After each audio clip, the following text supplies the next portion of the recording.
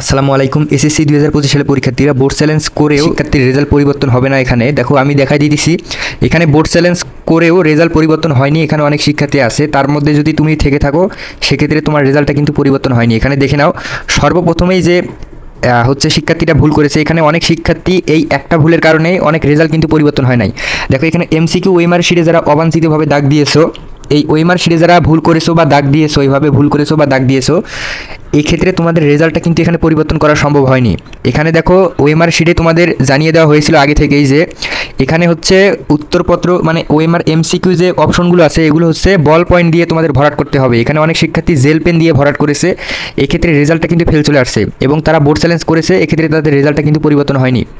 এখানে আরেক ধরনের স্টুডেন্ট আছে যারা এটাকে ভাঁজ মানে ওএমআর শিট এমসিকিউ শিট ভাঁজ করেছো তোমরা। এমসিকিউ শিট যদি কোনো প্রকারের ভাঁজ চলে আসে এক্ষেত্রে কিন্তু মেশিনের মাধ্যমে এটা কিন্তু সরাসরি স্ক্যান হয় নাই।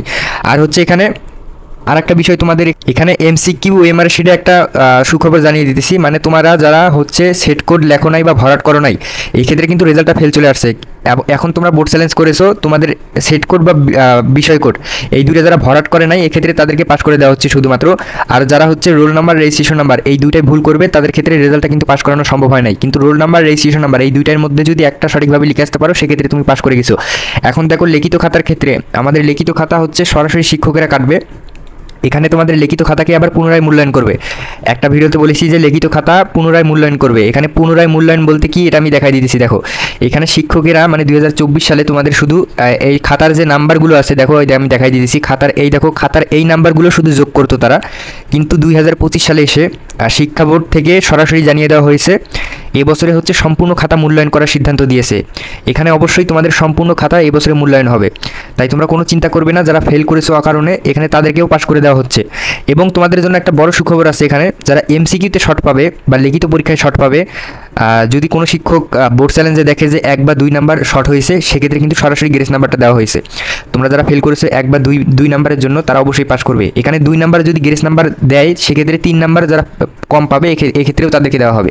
তো এক কথাই বলতে গেলে যারা 3 নাম্বার পর্যন্ত শর্ট পাবা, এটা আমরা সরাসরি বলতে পারতেছি যারা 3 নাম্বার পর্যন্ত শর্ট পাবে ইনশাল্লাহ তাদেরকে পাস করে দেওয়া হয়েছে। আর এখানে এমসিকিউ ওএমআর শিটে যারা ভুল করেছো এখানে এই ভুলগুলোর কারণে যেই ভুলগুলো আমি ফার্স্ট টাইমে দেখাই দিলাম এই ভুলগুলোর কারণে কিন্তু রেজাল্ট কোনোভাবেই পরিবর্তন হয়নি।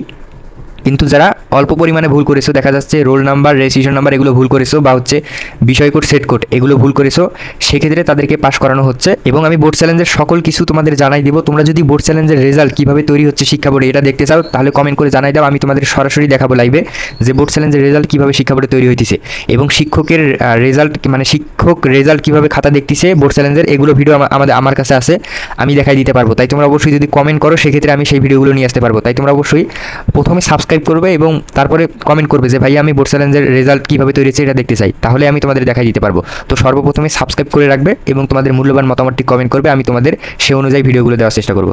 তাই অবশ্যই সাবস্ক্রাইব করে তোমাদের মূল্যবান মতামতটি